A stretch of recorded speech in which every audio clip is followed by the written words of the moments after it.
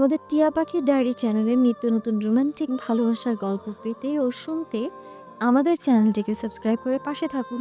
ধন্যবাদ। আমায় একটু দুর্বল হতে দিন। এইসব আদরের কথা পরে বলবেন, আমি আজকে কান্না করবো একটু। সারোয়ার হেসে বলে, আচ্ছা, করো কান্না। আর হ্যাঁ, তোমার সবসময় শক্ত হতে হবে না। আমার সামনে যত ইচ্ছা দুর্বল হবে তুমি, বাকিদের সামনে তোমার শক্ত থাকতে হবে।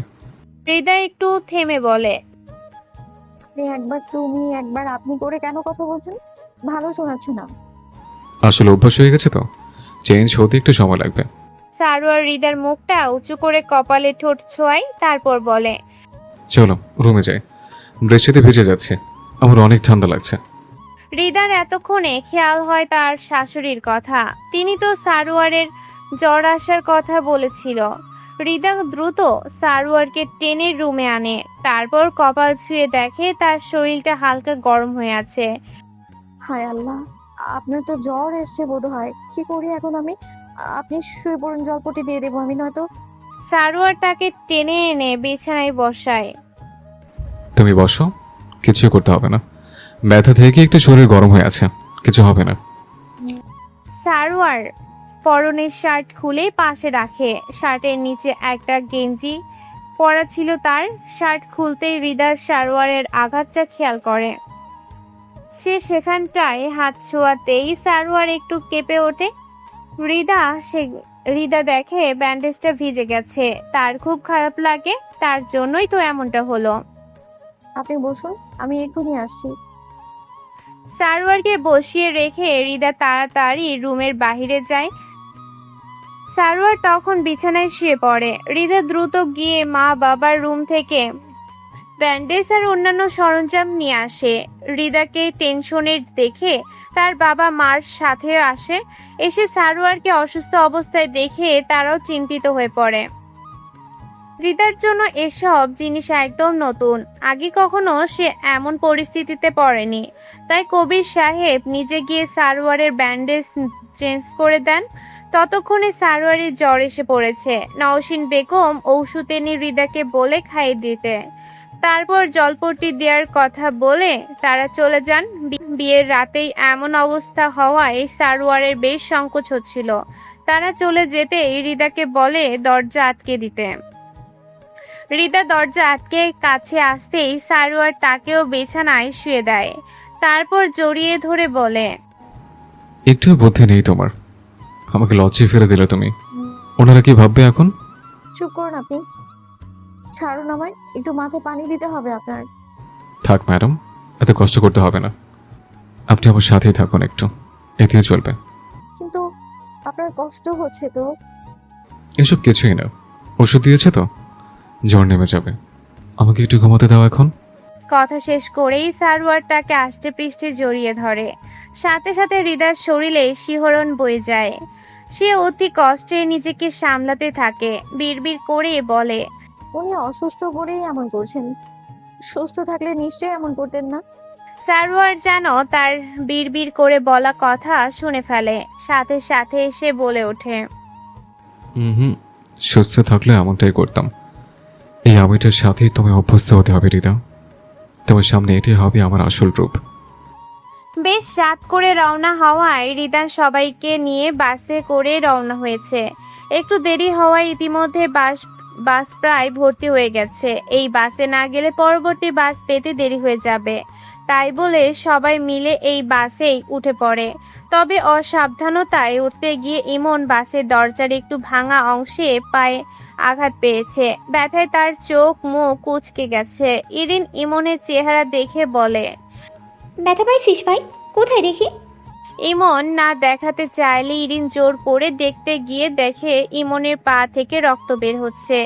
ইরিন তা দেখে আটকে ওঠে। হাই আল্লাহ, রক্ত বের হচ্ছে ভাই। বাসের শেষের দিকের সিট খালি ছিল, সেখানে 5 জন বসতে পারে।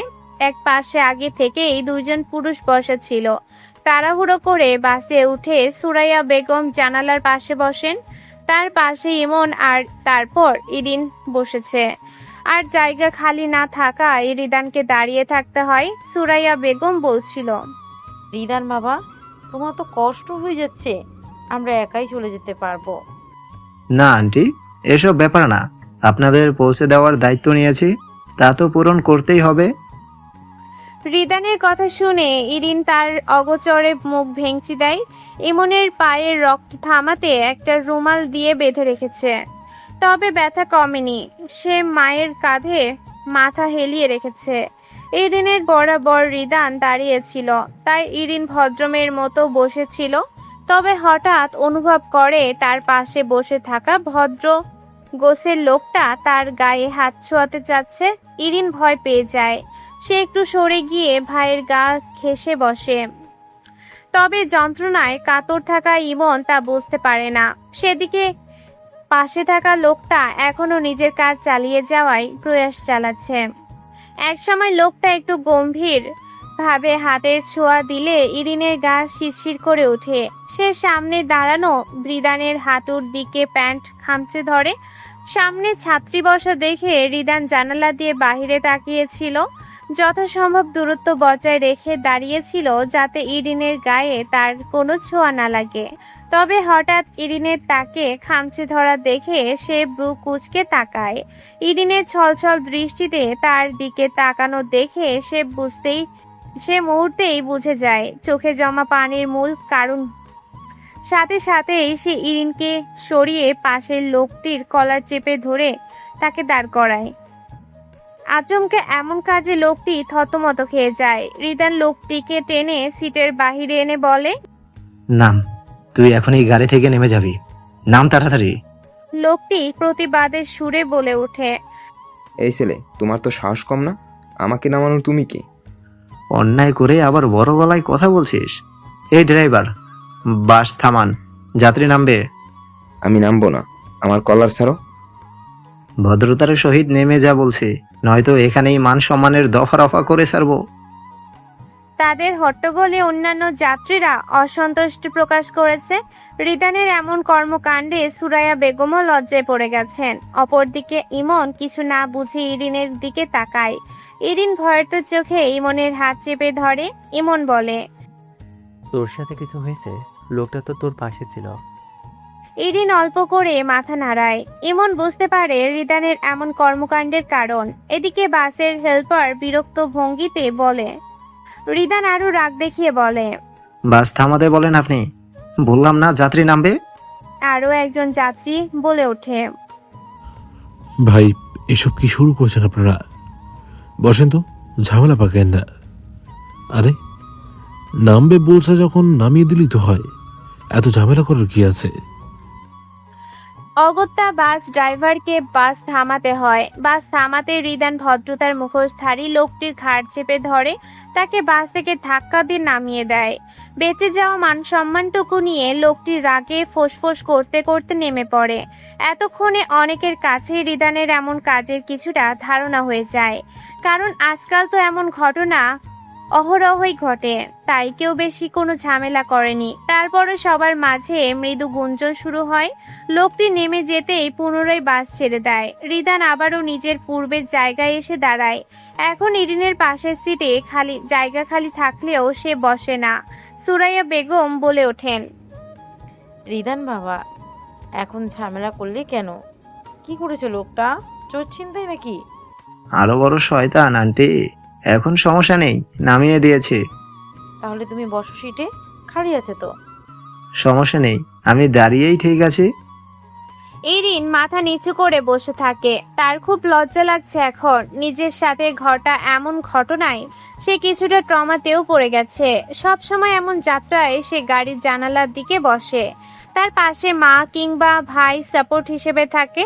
তবে আজ তাড়াহুড়ো আর ইমনের ব্যথা পাওয়ায় সব এলোমেলো হয়ে গিয়েছে। আর আজই এমন ঘটনার সম্মুখীন হতে হলো তাকে। ভাগ্যিস রিদান ছিল এখানে, নয়তো বাকি যাত্রাটুকু হয়তো তাকে এই লজ্জাকর মুহূর্তের মধ্যে দিয়ে যেতে হতো। কারণ এই ক্ষেত্রে প্রতিবাদ করার মতো কোনো সাহস আর তার নেই। আরও মিনিট 10 পরে তাদের যাত্রা সম্পন্ন হয়। বাস থেকে নেমে একটু দূরত্বেই তাদের বাসার গলি।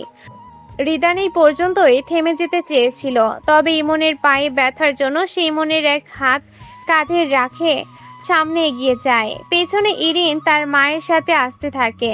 আস্তে আস্তে সে মাকে বাসের কাহিনী বলে। সুরাইয়া বেগম শুনে অবাক হন। তিনি সাথে থাকতেও যে মেয়ের সাথে এমন ঘটনা ঘটবে তিনি ভাবতেও পারেননি। রিদান ছিল বলেই এই যাত্রায় বেঁচে গেলেন। বাসায় পৌঁছে রিদান ইমনকে তার রুম পর্যন্ত পৌঁছে দেয়। বাসের দরজায় বেশ অনেকটা ভাঙা ছিল। অনেক গভীরভাবে কেটে গেছে ইমনের। এতক্ষণ বাইরে অন্ধকারে বোঝা না গেলেও এখন সেটা ভালোই বোঝা গেছে। ইরিন তাড়াতাড়ি করে ওষুধ ব্যান্ডেজ দিয়ে আসে, কিন্তু ইমনের আঘাত দেখে সে সাহস করতে পারছে না। তাই বাধ্য হয়ে রিদান নিজে ইমনের আঘাতটা পরিষ্কার করে ওষুধ লাগিয়ে দেয়। তারপর সে না বসেই চলে যাওয়ার সিদ্ধান্ত নেয়। সুরাইয়া বেগম তাকে আটকে বলেন, বাবা, রাত তো অনেক হলো, আজকে থেকে যাও। না আন্টি, আম্মু বাসায় একা আছেন, এই রাতে কিছুই হবে না। কালকে তো কলেজে ক্লাস আছে, আমার বেরোতে হবে। দুদিন বাসায় না থেকে বাসার পরিস্থিতিও ভালো না। সুরাইয়া বেগম আর জোর করেন না, তাই ইমনকে ব্যথার ওষুধ দিত থাকেন। ততক্ষণে রিদান চলে যাবে বলে ইরিনকে পিছু পিছু আসে। দরজার কাছে এসে ইরিন কিছু বলতে গেলে তাকে থামিয়ে রিদান কিছু পিছু ফিরে ইরিনকে বলে, সব ক্ষেত্রে চুপচাপ থাকা ঠিক না, নিজের ভালোর জন্য হলেও প্রতিবাদ করতে হয়। মুখে তুমি চটপটা হলেও কাজে কর্মে আস্ত গর্ধপ একটা মেয়ে। নিজের ভালোর জন্যেও হলেও নিজেকে পরিবর্তন করো। আর হ্যাঁ, আমার বোন এখন তোমার ভাবি হয়, সম্মান দিতে শিখো। বিনা কারণে কাউকে দোষী বানিয়ে বিপদ বাড়াতে যেও না। শিক্ষক হিসেবে কিছু শিক্ষা দান করা আমার কর্তব্য, আর শিক্ষার্থী হিসেবে সেই শিক্ষা হৃদয়ে ধারণ করা তোমাদের কর্তব্য। কথাগুলো মাথায় থাকে যেন। রিদান নিজের মতো ইরিনকে কিছু কথা বলে বেরিয়ে যায়। ইরিন দরজা আটকে বিড়বিড় করতে থাকে, এসেছিলাম একটু ধন্যবাদ জানাতে, তা তো শুনলই না, উল্টো জ্ঞান দিয়ে গেল। আমার পরিবারের ব্যাপারে না কোলাবে কেন? আমার ভাবি আমি যেমন ইচ্ছা তেমন বিহেভ করব, এসেছে ঢঙ্গের জ্ঞান দিতে। একটু সাহায্য করে মাথা কিনে নিয়েছে যেন। মাঝ রাতে হঠাৎই রিদান ঘুম ভেঙে যায়। ঘুম ভাঙতেই নিজেকে কারোর বাহুডোরে বন্দি বুঝতে পেরে একটু চমকে ওঠে। তবে কিছুক্ষণের মাঝে খেয়াল হয় এটা সারোয়ার তারই স্বামী। মনে পড়তেই নিজের অবস্থান বুঝে একটু লজ্জা লজ্জা লাগতে থাকে। কিন্তু সারোয়ার তো এখন পুরোপুরি ঘুমে আছে। এই ঘুমিয়েও কেমন তাকে আষ্টে পৃষ্ঠে জড়িয়ে ধরে আছে। সারোয়ার জ্বরের কথা খেয়াল হতেই সে হাত উঁচিয়ে কপাল গলা চেক করে। লোকটা পুরো ঘেমে আছে, হয়তো তখন ওষুধ খাওয়ানোতে জ্বর ছেড়ে দিয়ে এমন ঘেমেছে। এখন এমন জড়াজড়ি অবস্থায় হৃদয়ের একটু অস্বস্তি হচ্ছে। সে সারোয়ারের বাহু ডোর থেকে সরে যেতে নিলেই সারোয়ারের ঘুম ভেঙে যায়। সে হৃদয়কে না ছেড়ে হাতের বাঁধন একটু হালকা করে তারপর ঘুমন্ত কণ্ঠে বলে, এমন নড়চড় করছো কেন? অসুবিধা হচ্ছে আমার। ছাড়ুন আমায়, আমার অস্বস্তি হচ্ছে। চুপ করো, ঘুমোতে দাও আমায়। আমার ঘুম হয়নি এখনো। ছাড়ুন, আমি ওয়াশরুমে যাব। হৃদার কথা শুনে সারোয়ার তার হাতের বাঁধন আলগা করে হৃদা ছাড়া পেয়ে তাড়াতাড়ি করে উঠে পড়ে। ওয়াশরুম থেকে এসে সে দূরত্ব বজায় রেখে শোয়। ভেবেছে সারোয়ার হয়তো ঘুমিয়ে আছে, তবে লোকটা তাকে অবাক করে দিয়ে পুনরায় তাকে এক হাতে টেনে এনে নিজের সাথে জড়িয়ে ধরে। হৃদা ছটফট করে উঠে বলে, ছাড়ুন আমায়, অস্বস্তি হচ্ছে আমার। আজকেই তো, তারপর অনেক দিন ছাড় পেয়ে যাবে, আর ডিস্টার্ব করবো না। হৃদার খেয়াল হয় সারোয়ার তার সাথে আজকে রাতটুকুই আছে, কালকেই তো সে চলে যাবে। তারপর কবে না কবে আসে তার কোনো ঠিক নেই। পুনরায় মনে পড়ে লোকটার শাস্তি দেওয়ার অভিনব পদ্ধতির কথা। তাকে এক রাতে বশ করে নিয়ে তারপর ছেড়ে চলে যাবে, এটা তো শাস্তির থেকে কোনো অংশে কম না। হঠাৎ সে নিজেও সারোয়ারকে জড়িয়ে ধরে তার বুকে মুখ গুজে দেয়। তা অনুভব করে সারোয়ার মুচকি হাসে। বুঝতে পারে তার বউ তার ফাঁদে পা ফেলেছে, তার ভালোবাসার ফাঁদে পড়ে গেছে। সে হৃদার কানের কাছে মুখ নিয়ে বলে, এত তাড়াতাড়ি তুমি গলে যাবে তা আশা করিনি আমি। আমাকে কি পাথর মনে হয় আপনার? হুম, একদম মোমের মতো মনে হচ্ছে তোমায়। অল্পতেই গলে আমার সাথে মিশে গেলে তুমি। চুপ করুন, আপনি অনেক খারাপ। অল্প সময়ের জন্য এসে আমায় কষ্ট দিয়ে যাচ্ছেন আপনি। আমি আপনাকে ছাড়া একা থাকবো কি করে? ঘুরে পড়ে গেছে তুমি। কথাগুলো রেকর্ড করে পুনরায় তোমায় শোনালে নিজে লজ্জা পাবে। লজ্জা তো আপনিই দিচ্ছেন। মাঝরাতে উঠে আমার ইমোশনাল করা পায়তারা করছেন। আর তুমি এই সময় পাক্কা আদরে বউয়ের মতো বিহেভ করছো, এতে আমার কি দোষ বলো? কথা শেষ করে সারোয়ার হঠাৎ তার গালে ছোট্ট করে ঠোঁট ছুঁয়ে দেয়। হৃদা লজ্জা পেয়ে সারোয়ারের বুকের মাঝে ঢুকে পড়ার চেষ্টা করে। সারোয়ার হেসে তাকে জড়িয়ে ধরে বলে, ঘুমাও। মাঝরাতে ঘুম ছাড়ার কিছুই মাথায় আসছে না। গত 2 রাত ঠিক মতো ঘুমাতে পারিনি। খালি ভেবেছি যা সিদ্ধান্ত নিচ্ছে তা কি আদৌ ঠিক হচ্ছে কিনা। তুমি আবার ঝোঁকের বসে মেসেজে সিদ্ধান্ত জানালে কিনা। তবে এখন মনে হচ্ছে আমার সিদ্ধান্তটা ঠিকই ছিল, নয়তো মাঝরাতে এমন আদরের মুহূর্ত পেতাম না। হৃদা কিছুই বলে না, মন ভরে সারোয়ারের কথা শুনতে থাকে। খুব ভালো লাগছে সারোয়ারের এই ঘুম জড়ানো কণ্ঠ শুনতে। ভেতরে ভেতরে শান্তি অনুভূত হচ্ছে। হৃদাকে চুপ থাকতে দেখে সারোয়ার বলে, ঘুমাও না কেন? আপনি কালকে কখন চলে যাবেন? বিকেলের দিকে রওনা দেব।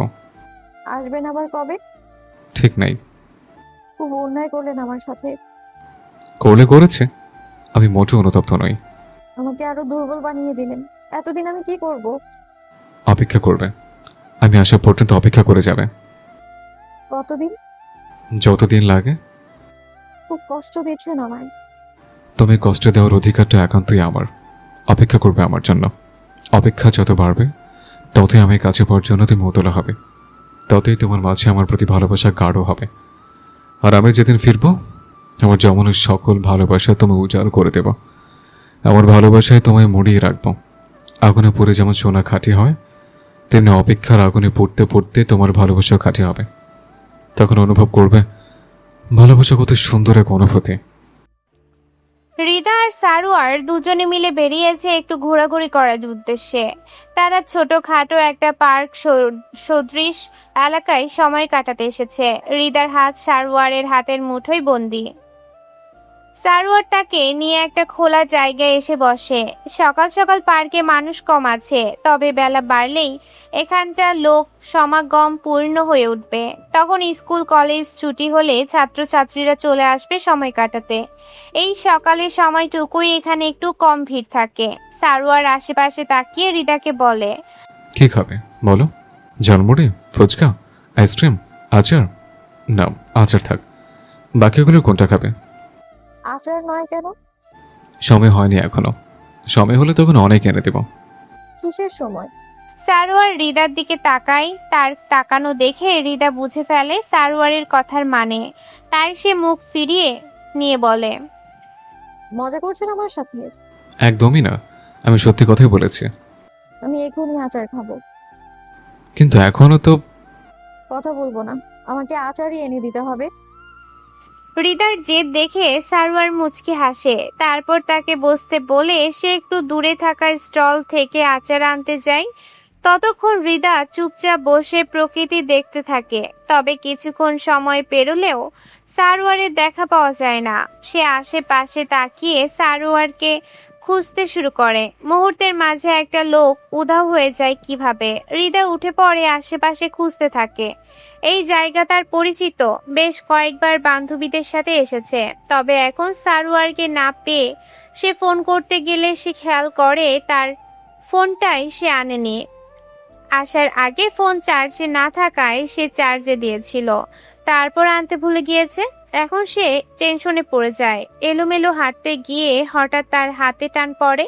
হকচকিয়ে গিয়ে পেছনে ফিরতেই সে সারোয়ারকে দেখতে পায়। সারোয়ার তার হাত টেনে ধরে কিছুটা রাগ দেখিয়ে বলে, তোমাকে বসে থাকতে বলিনি? এরমরে ভাবে হাঁটছিলে কেন? ফোন কোথায় তোমার? জায়গা না পেয়ে ফোন দিলাম, ধরনি কেন? হৃদয় একটু স্বস্তির নিঃশ্বাস ফেলে বলে, আপনি কোথায় উধাও হয়ে গিয়েছিলেন? আমি তো আপনাকে খুঁজতে উঠেছিলাম। সারোয়ার হাতের প্যাকেট দেখিয়ে বলে, একটা জিনিস চোখে পড়লো, সেটা আনতে গিয়েছিলাম। এরই মাঝে তুমি হারিয়ে গিয়েছো। কি এনেছেন? চলো বসি আগে। হৃদা সারোয়ারের সাথে পূর্বের জায়গায় এসে বসে। তারপর সারোয়ার প্যাকেট থেকে এক গোছা চুড়ি বের করে। নীল সাদার মিশ্রণে চুড়িটা অসম্ভব সুন্দর লাগছে। হৃদা উচ্ছ্বসিত হয়ে বলে, এটা আমার জন্য? না, এটা আমার গর্ধব বোকা বউটার জন্য। রিধা গাল ফুলিয়ে বলে, নিব না আমি।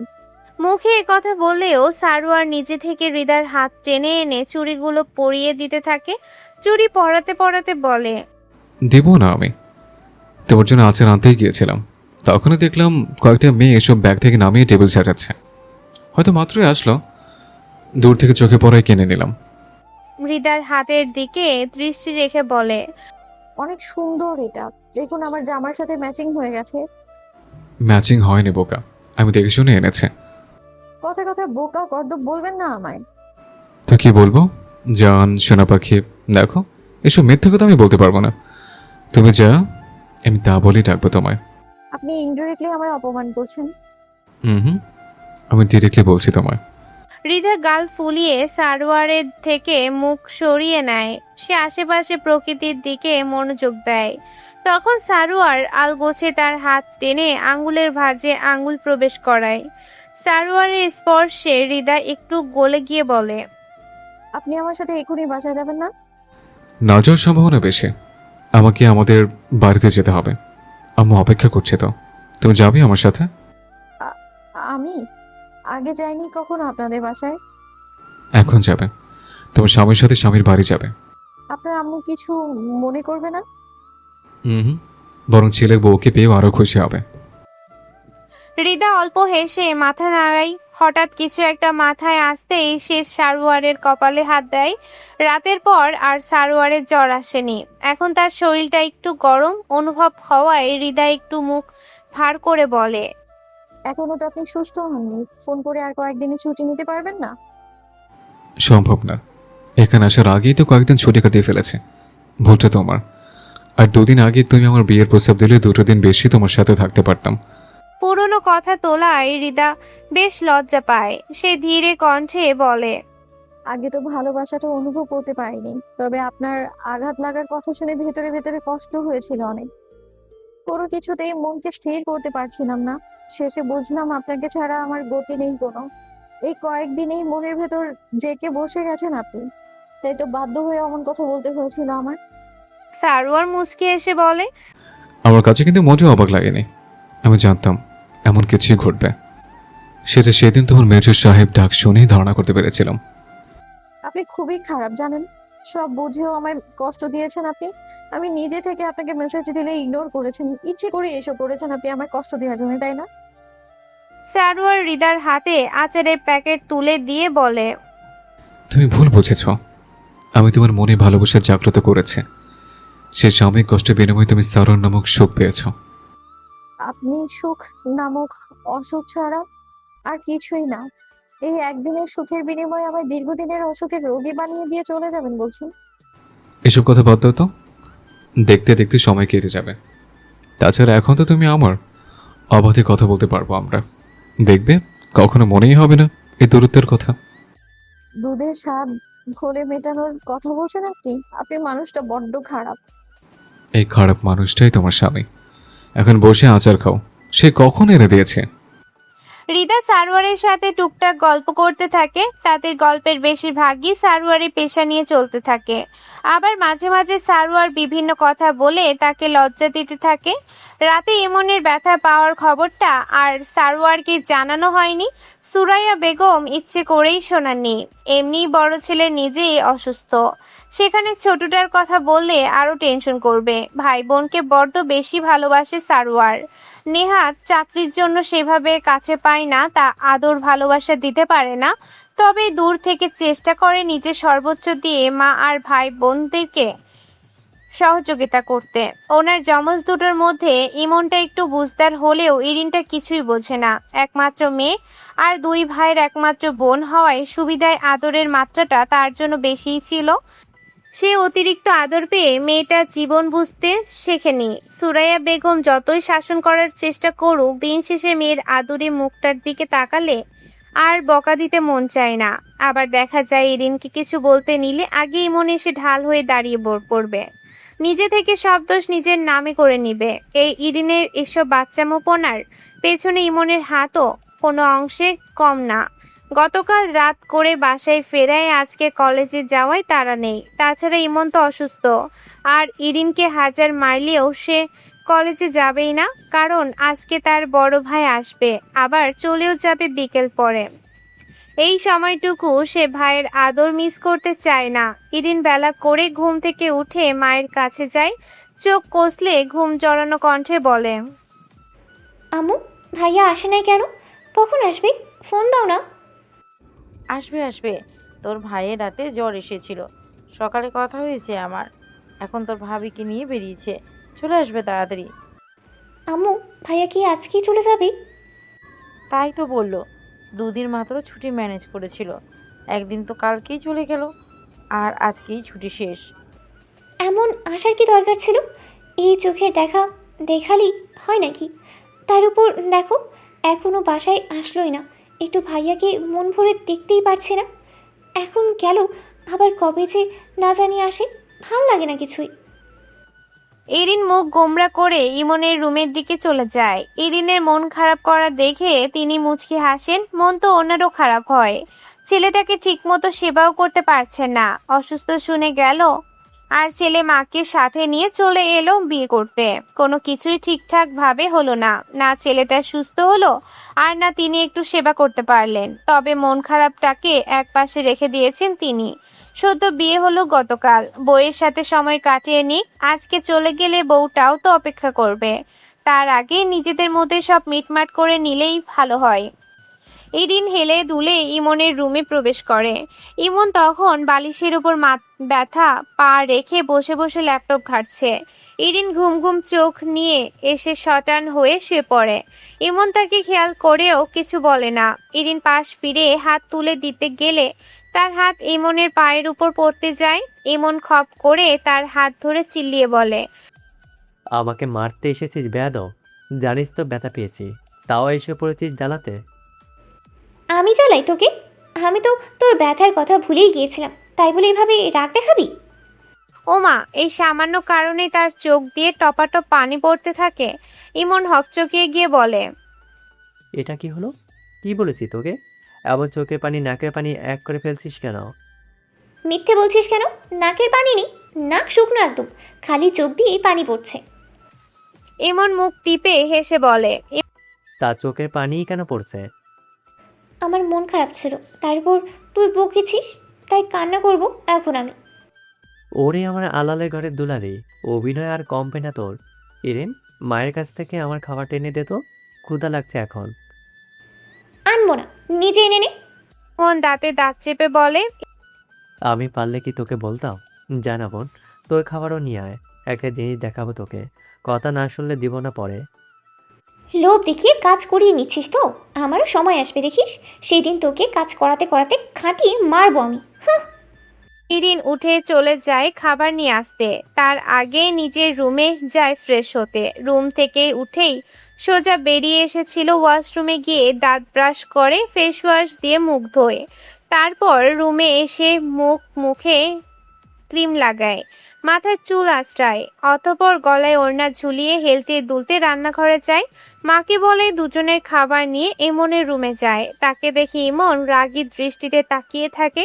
ইরিন একটু হকচকিয়ে গিয়ে বলে, এমন খেয়ে ফেলা লোক নিয়ে তাকিয়েছিস কেন? ধর, খাবার খা। খাবার আনতে বলেছিলাম তোকে, তুই তো বিয়ে বাড়ির সাজ সেজে চলে এসেছিস। ইরিন ঠোঁট বাঁকিয়ে বলে, তো ফ্রেশ হব না? আমিও খাবো তো। এটাকে ফ্রেশ হওয়া বলে? মনে হচ্ছে ফটোশ্যুট করতে এসেছিস। সকাল সকাল ঝগড়া ভালো লাগে না, ধর খাবার খা। ইমন আর কথা না বাড়িয়ে নিজের প্লেট নিয়ে খাওয়া শুরু করেছে। সকাল সকাল মা পরোটা আর মুরগির গোস্ত রান্না করেছে। মুরগির গোস্ত সারোয়ারের বেশি পছন্দের, গরু কিংবা খাসি তেমন পছন্দ না। তাই ভাই ছুটিতে আসলে কয়েকদিন টানা মুরগি রান্না হবেই। ইরিনও পাশে বসে খেতে থাকে। সামনে ল্যাপটপ রেখে দুজনে একটা অ্যাকশন মুভি দেখতে থাকে। হঠাৎ খাওয়া থামিয়ে ইরিন বলে, ওই, কি যেন দিবি বলেছিলি, কই দে। খেয়ে নে, পরে দেখাবো। দিব না। ইরিন মুখ বাঁকিয়ে খেতে থাকে। খাবার শেষে প্লেট রেখে ইমনের রুমে আসতেই ইমন সামনে একটা বাক্স রাখে। ইরিন কৌতূহল দৃষ্টি নিয়ে খুলে দেখে একটা স্মার্টফোন। ইরিন উচ্ছ্বসিত হয়ে তাকালে ইমন বলে, ভাইয়া নাকি কিনে রাখছিল, আসার সময় আম্মুর কাছে দিয়ে দিয়েছে। আম্মু সকালে আমাকে দিল। ল্যাপটপটা প্রবলেম করতেছে, তাই ফোনটা আমার কাছেই থাকবে। ইরিন মুখ বাঁকিয়ে কিছু বলতে যাবে, তখনই বাড়ির কলিং বেল বেজে ওঠে। ইরিন লাফিয়ে উঠে বলে, ভাইয়া আসছে বোধহয়, আমি যাই। ইরিন দৌড়ে এসে দরজা খুলতেই সারোয়ারকে দেখতে পায়। ভাইয়ের হাত টেনে বাসায় আনলে পেছনে রিদাকে দেখে অবাক হয়। মুখে একটু হাসি টেনে বলে, তুমিও আসবে জানতাম না তো, আসো। হৃদয় সংকোচ নিয়ে বাসার প্রবেশ করে। তখনই রান্নাঘর থেকে সুরাইয়া বেগমকে আসতে দেখা যায়। তিনি এসে ছেলের বউকে দেখে অনেক খুশি হন। সারোয়ার মা বোনকে দেখে বলে, ইমন কোথায়? ইরিন বলে, কালকে আসার সময় পা কেটে এখন রুমে বসে আছে। সারওয়ান চিন্তিত হয়ে হৃদার দিকে তাকিয়ে ইশারা করে তার সাথে আসার জন্য। তারপর তারা ইমনের রুমের দিকে আগায়। ইমন ভাইকে দেখেই বড় করে একটা হাসি দেয়। সারওয়ার মুখ গম্ভীর রেখে ইমনের পায়ের আঘাত দেখতে যায়। তবে সারওয়ারের পেছনে হৃদাকে দেখে ইমনের একটু লজ্জা পায়। তার পরনে ভাইয়ের লুঙ্গি পরা, এই আঘাত নিয়ে তো প্যান্ট পরা যাবে না। তারপরেও সে হাফ প্যান্ট পরতে চেয়েছিল, তবে পরতে গেলে যদি ঘষা লাগে আরো ব্যথা পায়, তাই সুরাইয়া বেগম পরতে দেয়নি। সারওয়ার এসে তার লুঙ্গি সরিয়ে আঘাত লাগা জায়গা দেখে। হাঁটুর নিচে বেশ অনেকটা জায়গা জুড়ে আঘাত পেয়েছে। সারওয়ার ইমনকে জিজ্ঞাসা করে, ওষুধ লাগিয়েছিস কখন? সকালে আম্মু লাগিয়ে দিয়েছিল। সারওয়ার ইরিনকে বলে ওষুধের বাক্স এনে দিতে। রিদা তখনও দাঁড়িয়ে ছিল। সারওয়ার ইশারা করতে সে ইমনের অপর পাশে গিয়ে বসে। ইমন অল্প হেসে রিদাকে বলে, কেমন আছেন ভাবি? ভালোই, কিন্তু তোমার অবস্থা তো ভালো না, কতটা ব্যথা পেলে? ইমন একটু ফিসফিস করে বলে, কলেজে যাওয়া লাগছে না, বেঁচে গেছি। সারওয়ার তার কথা শুনে একটু চোখ রাঙালে ইমন চুপ হয়ে যায়। তবে রিদা হেসে ফেলে ইমনের কথা শুনে। ইরিন ওষুধের বাক্স এনে দিলে সারওয়ার ধীরে ধীরে ওষুধ লাগিয়ে দেয় আর বলে, বড় হয়েছিস তুই, এখনো নিজেকে না সামলাতে পারলে মা বোনকে কিভাবে সামলাবি? আমি তো কাছে থাকি না, তোকে তো সামলাতে হবে সবাইকে। অন্ধকারে খেয়াল করিনি, বাসের দরজা ভাঙা ছিল, আমার কোনো দোষ নেই। তারপরই সাবধানে চলতে হবে তোকে। সুরাইয়া বেগম ইরিনকে ডাকলে ইরিন দৌড়ে মায়ের কাছে চলে যায়। হঠাৎ ইমনের গত রাতে ইরিনের সাথে ঘটা ঘটনার কথা মনে পড়ে, তাই সে ভাইকে সব বলে। সারোয়ার সব শুনে ইরিনকে ডাক দেয়। ইরিন আসতেই সে কাছে বসিয়ে বোনের মাথায় হাত রেখে বলে, মেয়ে হয়ে জন্ম নিয়েছ, বিপদে প্রতিবাদ করে শিখতে হবে। কালকে তোমার হয়ে অন্য একজন প্রতিবাদ করে দিল, তবে তুমি একা থাকলে কি করতে? এসব সহ্য করতে? ইরিন এক পলক ইমনের দিকে তাকিয়ে বলে, আম্মু, ভাইয়া ছিল তো। কিন্তু তুমি তাদের কিছুই জানাওনি। হৃদয়ের বড় হয়েছিল বলে তিনি বুঝতে পেরে তোমার সাহায্য করেছে। এরপর চলতে গেলে নিজের বিপদ নিজেকে কাটিয়ে ওঠার সাহস করতে হবে। সবসময় মা ভাইয়া তোমার সাথে থাকবে না, তোমার কাজ তোমাকেই করতে হবে, মনে থাকবে তো? ইরিন উপর নিচ মাথা নাড়ায়। তারপর সারওয়ার উঠে ড্রয়িং রুমে যায়। তাকে দেখে সুরাইয়া বেগম বলেন, খালি রুমটা গুছিয়ে দিয়েছি, ইমনকেই ওই রুমে পাঠাতাম, কিন্তু ব্যথা পা নিয়ে টানা হেঁচড়া ভালো হবে না। তুই বরং রিদাকে নিয়ে ওই রুমে গিয়ে বস, একটু রেস্ট নে, খাবার হয়ে গেলে আমি ডেকে দিব। সারওয়ার খুব ক্লান্ত থাকায় আর কথা বাড়ায় না। সে রুমে গেলেও রিদা থেকে যায়। শাশুড়ির সামনে ওভাবে স্বামীর সাথে না গিয়ে সে শাশুড়ির কাছেই বসে থাকে। সুরাইয়া বেগম তাকেও যেতে বললে সে যায় না। তাই রান্না করতে করতে তিনি রিদার সাথে টুকটাক কথা বলতে থাকে। তাদের কথা বলাটাও জরুরি। শাশুড়ি বৌমার মিল না হলে সংসার শান্তির হয় না। রিদা আগে যে ভুলটা করেছিল সেটাই সে এবার ঠিক করতে চায়, তাই নিজ থেকে সবার সাথে মিলে চলার চেষ্টা করতে থাকে। সারওয়ার খুব ক্লান্ত থাকায় আর কথা বাড়ায় না। সে রুমে গেলেও হৃদা থেকে যায়। শাশুড়ির সামনে ওভাবে স্বামীর সাথে না গিয়ে সে শাশুড়ির কাছেই বসে থাকে। সুরাইয়া বেগম তাকেও যেতে বললে সে যায় না। তাই রান্না করতে করতে তিনি হৃদার সাথে টুকটাক কথা বলতে থাকে। তাদের কথা বলাটাও জরুরি। শাশুড়ি বৌমার মিল না হলে সংসার শান্তির হয় না।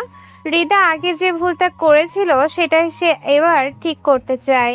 তাই নিজ থেকে সবার সাথে মিলে চলার চেষ্টা করতে থাকে। কিছুক্ষণ শাশুড়ির সাথে রিদা বসে গল্প করে। অতিরিক্ত গরম লাগায় রিদা হিজাব খুলে মাথায় ওড়নার মতো দিয়ে বসেছিল। এক সময় রান্না শেষ হলে সুরাইয়া বেগম রিদাকে রুমে যেতে বলেন। তিনি এখন গোসল করবেন, তারপর এসে সবাইকে খাবার বেড়ে দিবেন। রিদা রুমে এসে দেখে সারওয়ার এক হাত চোখের উপর রেখে শুয়ে আছে। দেখে মনে হচ্ছে ঘুমিয়ে গিয়েছে, কিন্তু রিদার তো বাড়িতে ফোন করতে হবে। একবার ফোন করে জানিয়ে দিতে হবে যে তার আসতে দেরি হবে। তাই সে সারওয়ারের পাশে বসে তার ফোন খুঁজতে থাকে, তবে আশেপাশে খুঁজে পায় না। তখন খেয়াল করে সারওয়ারের প্যান্টের পকেটের উপর দিয়ে ফোনটা বোঝা যাচ্ছে। কিছুক্ষণ দোনামোনা করে রিদা অবশেষে সারোয়ারের প্যান্টের পকেটে হাত ঢুকিয়ে দেয়। সাথে সাথেই সারোয়ার চোখ বন্ধ রেখেই বলে ওঠে, টাকা তো বুক পকেটেও আছে, এখান থেকেই তো নিতে পারতা। আচমকা কথা শুনে রিদা দ্রুত হাত সরিয়ে কিছুটা পেছনে সরে যায়। বুকে থুতু দিয়ে মৃদু স্বরে বলে, আপনি ঘুমাননি? ভয় পাইয়ে দিয়েছেন। বউ কাছে না থাকলে ঘুম আসে না তো। আসতে এত দেরি করছে কেন? আপনার আম্মুর সাথে কথা বলছিলাম। সারোয়ার এবার উঠে বসে রিদাকে টেনে কাছে এনে বলে, শুধু আমার নয়, তোমার আম্মু। আচ্ছা বলো, কি খুঁজছিলে? ওহ, আপনার ফোনটা একটু বাসায় ফোন করতাম। আমার ফোন তো আনা হয়নি। সারোয়ার তার ফোনটা বের করতে রিদা ছো মেরে ফোনটা নিয়ে নেয়। তারপর ফোনের লক খুলে হোম স্ক্রিনে প্রবেশ করতে সে চমকে ওঠে। সারোয়ারের ফোনের ওয়ালপেপারে তারই ছবি দেখা যাচ্ছে। তাকে অবাক হয়ে ফোনের দিকে তাকাতে দেখে সারোয়ার বলে, কি হয়েছে? এমনভাবে তাকিয়েছে যেন ভূত দেখেছ। আপনার ফোনে আমার ছবি আসলো কোথা থেকে? এটা তো মনে হচ্ছে সেদিনকার ছবি, যেদিন আমরা ওই নীলগিরি গেলাম। আপনিও সাথে ছিলেন সেদিনে। হ্যাঁ, এত অবাক হওয়ার কি আছে এতে? অবাক হব না? আমি একটা মেয়ের ছবি আপনি তোলেন কি করে? হ্যাঁ, তার মানে আপনার ফোনে আরো মেয়েদের ছবি আছে? এইভাবেই মেয়েদের ছবি তুলে বেড়ান আপনি? কোথা থেকে কোথায় চলে গেলে? মাথা খারাপ হয়ে গেল নাকি? সেটা আপনাকে বিয়ে করার পরেই হয়ে গেছে। আমি এখনই আপনার ফোন চেক করব। আগে তোমার বাসায় ফোন করো, তারপর যা দেখার দেখো। ও হ্যাঁ, ভুলে গিয়েছিলাম। রিদা তাড়াতাড়ি করে বাসায় ফোন করে জানায় তার আসতে দেরি হবে। সে যে সারোয়ারের সাথে তাদের বাসায় এসেছে এটাও জানিয়ে দেয়। তারপর ফোন রেখে সারোয়ারের গ্যালারিতে প্রবেশ করে। তবে ফটো গ্যালারি এক প্রকার খালিই বলা যায়। কয়েকটা ফোল্ডার ভর্তি শুধু কী সব কাগজপত্রের ছবি। একটা ফোল্ডারে অনেকগুলো ইডিনের ছবি। সেখানে ইডিনের ছবির পাশে কয়েকটা ইমন আর সুরাইয়া বেগমের ছবিও স্থান পেয়েছেন। তবে সারোয়ারের নিজের কোনো ছবি নেই তেমন। আর সব কিছুর মাঝে আলাদা একটা ফোল্ডারে রিদার 3টে ফটো স্থান পেয়েছে। 3টেই সেদিনের নীলগিরিতে তোলা হয়েছে। যখন সূর্যাস্তের দৃশ্য দেখার জন্য তারা বসেছিল, তখন তার এক পাশ থেকে ছবিগুলো তোলা হয়েছিল। সারোয়ার এবার রিদিকে টেনে নিজের কোলে বসায়। তারপর তার কাঁধে থুতনি ঠেকিয়ে বলে, কি পেলে এতক্ষণ ঘেটে? বিয়ে করলাম 24 ঘন্টা হলো না, বউ আমার এখনই সন্দেহ করে শুরু করে দিল। এত কষ্ট নিয়ে আমি থাকবো কিভাবে? রিদা ঠোঁট উল্টে বলে, আপনি অপমান করছেন আমায়। আমি তো এই একটু। সারোয়ার তার ঘাড়ে ঠোঁট ছুঁয়ে বলে, তুমি একটু কি ফোনটা চেক করছিলে তাই তো? ব্যাপার না, আরও চেক করতে হলে করে ফেলো, তাতে সন্দেহ দূর হবে না তোমার। সারোয়ারের স্পর্শে হৃদয়ের নাজেহাল অবস্থা। সে একটু কাপা কণ্ঠে বলে, হ্যাঁ, করবই তো। আমি আমি জানি সেনা সদস্যরা অনেক অসভ্য হয়। কেমন অসভ্য বলো তো? এমন? সারোয়ার হৃদার ঘাড়ে ছোট্ট ছোট্ট আদরের ছোঁয়া দিতে থাকে। হৃদা এত আদরে স্পর্শে কুকড়ে যেতে থাকে। তার কোমর জড়িয়ে ধরে রাখা সারোয়ারের হাতটা খামচে ধরে। সারোয়ার তার ঘাড়ে ঠোঁট রেখেই বলে, আমি অবাক হলাম, এটা দেখি তুমি এখনো আমার ফোনের পাসওয়ার্ড মনে রেখেছো। বাহ, ইমপ্রেসিভ। হৃদাও এতক্ষণে খেয়াল করে, সত্যিই তো তার এখনো সারোয়ারের ফোনের পাসওয়ার্ড মনে আছে। সেদিন রাতে যখন সারোয়ার তাকে রুমের বাহির থেকে ফোনের পিন বলে দিয়েছিল, এখনো তার মনে আছে এটা। তাকে চুপ করে থাকা দেখে সারোয়ার পুনরায় বলে। তোমার ব্রেন বেশ শার্প দেখছে। হৃদয় এবার হুট করে সারোয়ারের দিকে মুখ করে বসে বলে। তো আমি কি গাধি নাকি? কতটুকু চেনেন আপনি আমায়? চিনতে তো বিয়ে করেছে, এখন আস্তে আস্তে সবটুকু চিনে ফেলবো তোমায়। আমি চিনতে দেব না, আপনি ভালো না। হৃদয় ঠোঁট ফোলানো দেখে সারোয়ার হাসে, তারপর মৃদু স্বরে বলে। বড্ড কিউট তুমি। এখন তো বিয়ে করে আরো বিপদে পড়ে গেলাম। এই কিউট মেয়েটাকে রেখে আমি একা থাকবো কিভাবে? হৃদয় মুখ ভেঙচি দিয়ে বলে। ভং করছেন না? আমি কি এখনো বাচ্চা বসে আছি? বাচ্চাদের মতো ট্রিট করছেন কেন? তুমি বড় হয়ে গেছো, কথাবার্তাতে তো মনে হয় না। তোমাকে ইয়ারেনের থেকেও ছোট মনে হয়। সরুন তো, খালি মিথ্যে কথা। এমন সময় সারোয়ারের ফোনের কল আসে, আর তার স্যার ফোন দিয়েছে। সে কিছুক্ষণ কথা বলে ফোন রেখে দেয়। হৃদয় কৌতূহল দৃষ্টিতে তাকিয়ে থাকলে তাকে জানাই। ছুটি শেষ আমার, তাই খবর নিয়েছিল কখন আসবো। হৃদয় মন খারাপ করে বলে। আমি আরো ভেবেছি আপনার ছুটি বাড়াচ্ছেন। নতুন বউ রেখে কার কার যেতে ভালো লাগে বলো? তবে ডিউটির উপর আর কিছুই নেই, যেতেই হবে আমায়। হৃদয় কিছুই বলে না। ভেতরে ভেতরে তার কষ্টে বুকটা ফেটে যাচ্ছে। মাঝে মাঝে নিজের অনুভূতি নিয়ে নিজেই অবাক হচ্ছে। কালকে মাত্র বিয়ে হলো তাদের, আজই সে এতটা পাগল হয়ে যাচ্ছে কিভাবে? এটা কি তবে তাদের বিয়ের কারণেই হচ্ছে? একেই বুঝি বিয়ের রহমত বলে। কি হলো, চুপ করে আছো কেন? কিছু না।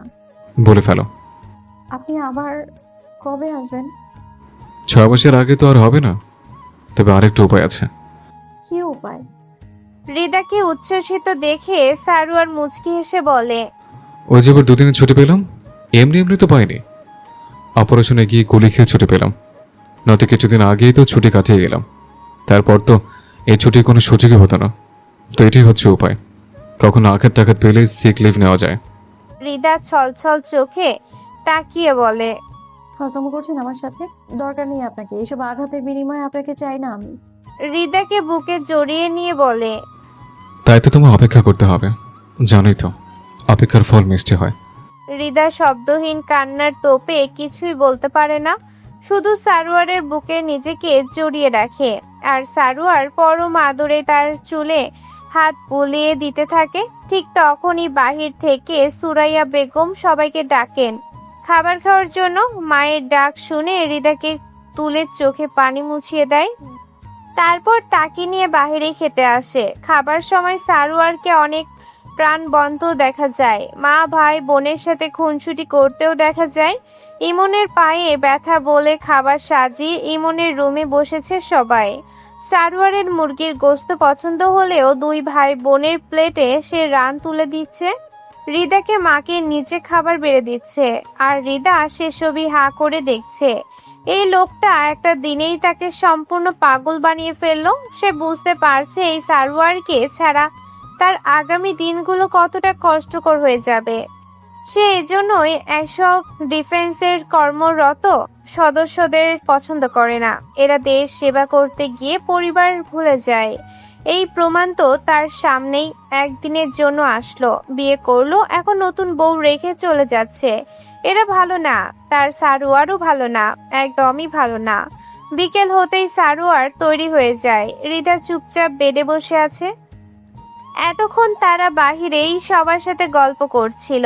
হৃদাকে থাকতে বললেও সে রাজি হয়নি, কারণ এখানে থাকলে সে নিজেকে মানাতে পারবে না। তাই সারোয়ার বাধ্য হয়ে রিদানকে ফোন করেছে। রিদান তার টিউশনি শেষে হৃদাকে নিয়ে যাবে। সারোয়ারের পাশাপাশি হৃদাও তৈরি হয়ে বসে আছে। সারোয়ার যাওয়ার আগে রিদান না আসলে সে একাই চলে যাবে। তাও সে এখানে থাকতে পারবে না, আর তার সহ্য হবে না। সারোয়ার তৈরি হয়ে চুল আশ্রে ফিটফাট হয়ে হৃদার সামনে দাঁড়ায়, তারপর দুষ্টুমি করে বলে। দেখো তো তোমার স্বামীকে কেমন লাগছে? অনেক বাজে লাগছে। ইস, দুঃখ পেলাম। এত সুন্দর বডি, সরকারি চাকরি, এসব দিয়ে বউকে পড়াতে পারলাম না। বৃথা জীবন আমার।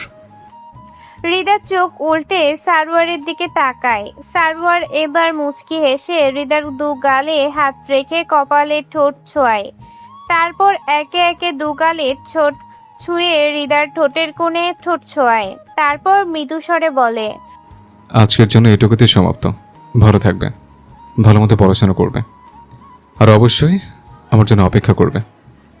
যখন ফিরবো তখন সব সুদে আসলে পূরণ করে দেব। এখনই চলে যাবেন? হ্যাঁ, এখন না বের হলে পরে পৌঁছাতে অনেক রাত হয়ে যাবে। চলো বাইরে যাই। সারোয়ার ব্যাগ নিয়ে আগে বের হতে গেলে হৃদা ডাকে। সারোয়ার পেছন ফিরে তাকালে হৃদা এগিয়ে এসে নিজের থেকে সারোয়ারের বুকে মাথা রেখে জড়িয়ে ধরে।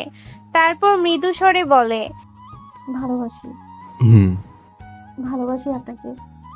সারোয়ার যেন কয়েক সেকেন্ডের জন্য স্থির হয়ে যায়। হৃদার কাপা কণ্ঠে বলা ভালোবাসি কথাটা তার হৃদয়ে গিয়ে লেগেছে। সারোয়ার কখনো ভাবেইনি এই অল্প সময়ের পরিচয়ে কারোর সাথে সে এতটা গভীরভাবে জড়িয়ে যাবে।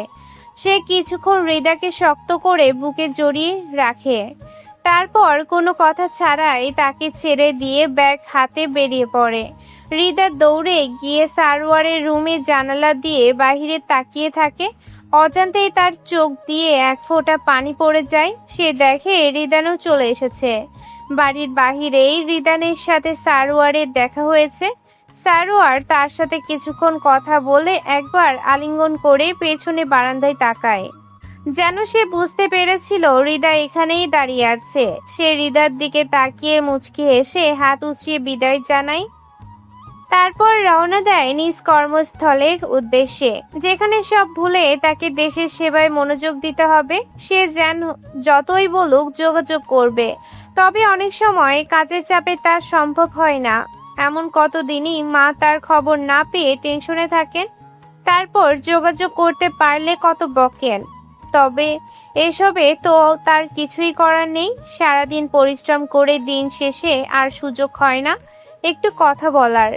এখন হৃদাকেও এসবে অভ্যস্ত হতে হবে। যদিও এটা কষ্টকর হবে তার জন্য, তবুও পারতে হবে। ধৈর্য ধরে অপেক্ষা করে যেতে হবে, তবেই না ভালো কিছু উপহার পাবে। সারোয়ার চলে যেতে হৃদা বাসায় চলে এসেছিল। হৃদানকে সুরাইয়া বেগম বসতে বলেছিল, তবে হৃদার শুকনো মুখ দেখে সে আর বসেনি। হৃদা তাদের সবার থেকে বিদায় নিয়ে চলে এসেছে। বাসায় এসে হৃদা রুমে ঢুকে বসে আছে। তুবা তার কাছে গিয়ে বলে, আপু কি করছিস? শর্ট ডিস্টার্ব করবি না।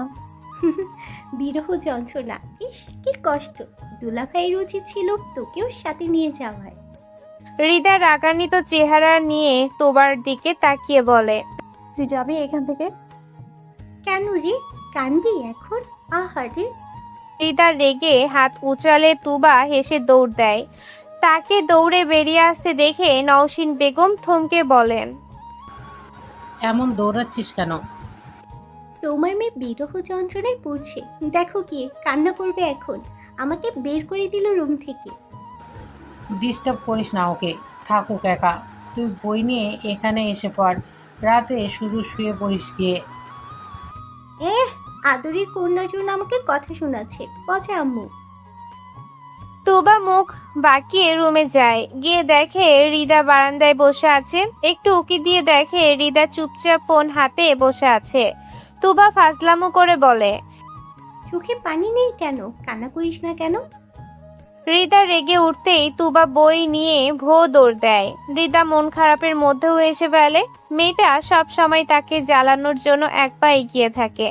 এমনিতে একটা লোক তার জীবনটা বিরহ যন্ত্রণায় ভরিয়ে দিয়েছে, সেখানে তুবাকে এসেছে আরো যন্ত্রণা দিতে। হৃদা ফোন হাতে নিয়ে বসে আছে। একবার ভাবছে সারোয়ারকে কল দিবে কিনা। উনি তো পারতো গাড়িতে উঠে একবার কল করতে। তার যে টেনশন হবে সেটা কি জানে না নাকি? হৃদা নিজের মনোভাব দেখে নিজেই অবাক হয়। এত তাড়াতাড়ি সে এতটা জড়িয়ে গেল কিভাবে? অজান্তেই নিজের ঠোঁটের কোণায় হাত রাখে। মনে হচ্ছে সারোয়ারের আদুরে পরশ এখনো এখানে লেগে আছে। হৃদা ভাবতে থাকে বান্দরবান যেতে তো এত সময় লাগার কথা না, 3-4 ঘন্টাই তো এনাফ। তবে এত সময় পেরিয়ে গেল, লোকটা ফোন দিচ্ছে না কেন? নাকি ভুলে গেল সে বিয়ে করে বউ ফেলে গিয়েছে? হৃদা দোনামোনা করে সারোয়ারের নাম্বারে কল লাগায়। কিছুক্ষণ কল বেজে গেলেও কেউ রিসিভ করে না। হৃদা আবারও কল দেয়। তবে এবারও রিসিভ হয় না। কল যাচ্ছে তবে রিসিভ করছে না। হৃদার এবার একটু ভয় ভয় লাগতে থাকে। কল কেন রিসিভ করবে না? দরকার পড়লে কেটে দিবে, তাও তো বোঝা যাবে লোকটা বিয়ে ঠিক আছে। হৃদা ভয় পেয়ে সম্পূর্ণ বারান্দা জুড়ে পায়চারি করতে থাকে। তখন একটা বই নেওয়ার জন্য তুবা আবারও রুমে আসে। তবে এবার সে জ্বালানোর মুডে ছিল না। তবে তার নজর হৃদার দিকে যেতেই সে একটু অবাক হয়।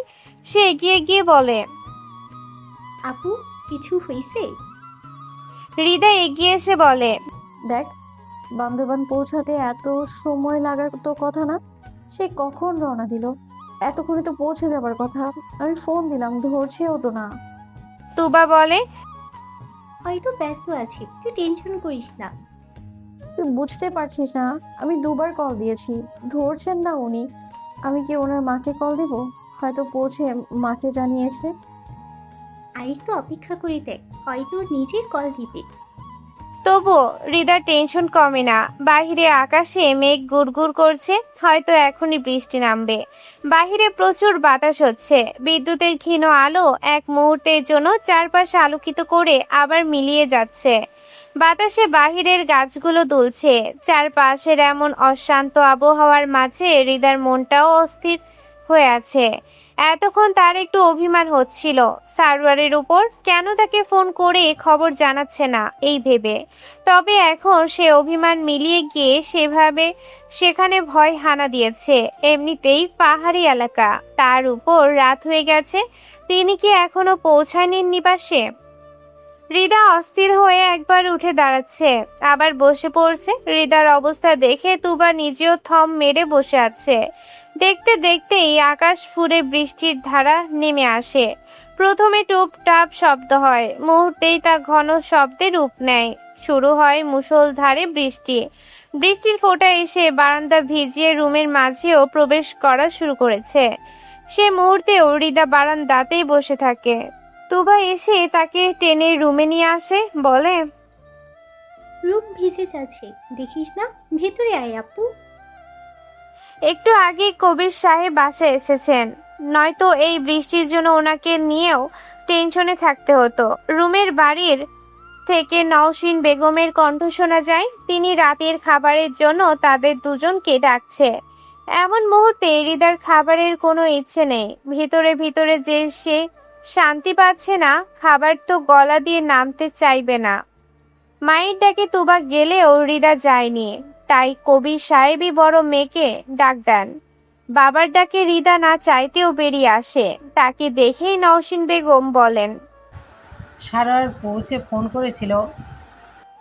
হৃদা দুদিকে মাথা নাড়ায়। তুবা বলে, এই জন্যই আপু টেনশন করছে, খেতে আসতেও চাচ্ছিল না, আব্বুটাকে বেরিয়ে আসলো। কবির সাহেব হৃদাকে নিজের পাশে বসান। মেয়ের মাথায় হাত রেখে বলেন, খেয়ে নাও, ওদের তো কত ধরাবাঁধা নিয়ম আছে। হয়তো পৌঁছে গিয়ে কাজে ব্যস্ত হয়ে গেলে সময় করে কল দিব, টেনশন করো না। হৃদা মাথা নাড়ায়, মুখে কিছুই বলে না। নওশিন বেগম মেয়েকে কিছুই বলেন না। খাবার বেড়ে নিয়ে সবাই মিলে খেতে বসে। হৃদা অল্প কয়টা খেয়ে রুমে চলে যায়। এখনো সারওয়ার ফোন করেনি। সে ফোন হাতে নিয়ে পুনরায় সারওয়ারকে কল লাগায়। এবার কল দেওয়ার প্রায় সাথে সাথেই সারওয়ার কল রিসিভ করে। হৃদা সালাম দিয়েই বলে, মেজর সাহেব, আপনি ঠিক আছেন? কথা বললেন না কেন? রিল্যাক্স হৃদা, আমি ঠিক আছি। কখন পৌঁছেছেন? ফোন কেন করেননি? এসেছি ঘন্টাখানেক হলো। এসে হাজিরা দিতে গিয়েছিলাম, সেখানে দেরি হয়েছে। মাত্রই রুমে এসে মাকে ফোন করে তোমাকে ফোন করতাম, আর তখন তুমি ফোন করে দিলে। আপনাকে তো আরো আগে দুটো কল করেছিলাম। হাজিরার আগেই ফোন সাইলেন্ট করে দিয়েছিলাম, তাই টের পাইনি। হৃদার কিছুই বলেনি। তবে ফোনের ওপাশ থেকেই সারোয়ার হৃদার নাক টানার শব্দ শুনতে পায়। সারোয়ার বলে, হৃদা, তুমি কান্না করছো? কথা বলবেন না আপনি। আপনি একদমই ভালো না। আমি আগেও বলেছি, এখনো বলবো, আপনি মানুষটা বড্ড খারাপ। সারোয়ার মুচকি হেসে বলে, তাই নাকি? তা ভালো বা খারাপ যাই হই, তোমারই তো। আপনি ফোন কাটেন, আমি আর কথাই বলবো না। অথচ একটু আগেই কথা বলার জন্য হা হতাশ করছিলে। আপনাকে বলেছে? সারোয়ার শব্দ করে হেসে ফেলে, তারপর মজা করে বলে, মাত্র একদিন হলো রিতা, মাত্র একদিন, এতে তোমার এই অবস্থা? তাহলে তুমি বাকি জীবন পার করবে কিভাবে? জানি না আমি, কে জানে তবে। তাও জানি না। সারোয়ার এবার বলে ওঠে, রিতা, তুমি জানো তোমার এমন অভিমান ভরা কণ্ঠ শুনতে কত কিউট লাগে? তোমার এমন কণ্ঠ শুনতে আমি তোমায় বারবার রাখিয়ে দিতে চাই। হৃদা নাক ফুলিয়ে বলে, আবারও আমায় টেনশনে ফেলবেন বলেছেন? মিথ্যা বলবো না, তবে এখন থেকে এমন টেনশনই থাকতে হবে। দেখেছই তো আমাদের কাজগুলো কেমন, কত বিপদের মধ্যে কাজ করতে হয়। তুমি তো ছিলে সেদিন, যদিও জ্ঞানহারা হয়ে আমাদের গাড়িতে পড়েছিলে। হৃদা উপাস থেকে সারোয়ারের হাসি শুনে বলে, ফান করছেন আমায় নিয়ে? যেমন কাজই করুন না, ফোন করে জানাবেন তো। এই ফোন করা নিয়ে আম্মুর কাছে কত সাথে বকা শুনলাম। সারাদিন পরিশ্রম করে এসে ফোন করতেও মন চায় না। আমার সাথে এসব চলবে না একদম মেজর সাহেব, আমি এসব মানবো না কিন্তু। আমাকে নিয়মিত আপনার সব খবর জানাতে হবে। উফ, তোমার মুখে মেজর সাহেব শুনতে চাও ভালো লাগে। আবার বলো তো। আপনি কথা ঘোরাচ্ছেন, এসব কিন্তু ঠিক না। খেয়েছো? আপনি খেয়েছেন? রান্না তো করা নেই বোধ হয়। হুম, তুমি নেই, রান্না কে করে দেবে? ফাজলামো না, বলুন প্লিজ। আমি বাইরে থেকে খেয়ে এসছি, এতটা জার্নি করে রান্না করার মুড নেই, মেসে থেকে খেয়ে এসছে। অনেক কষ্ট হয়ে যায় না একা থাকতে? আগে তেমন হতো না, মানিয়ে নিয়েছিলাম, কিন্তু আজ থেকে হবে। আজ থেকে কেন?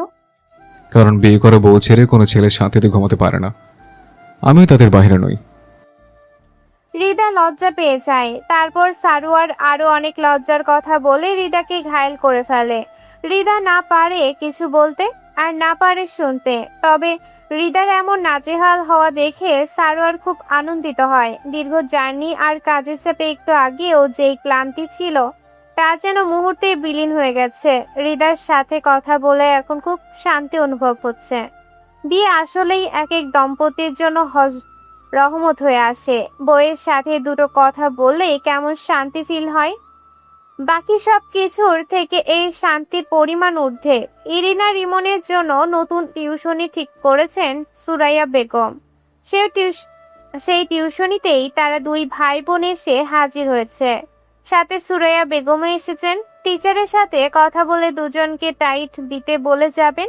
তবে টিউশনিতে এসে রিদানকে দেখে তারা অবাক হয়।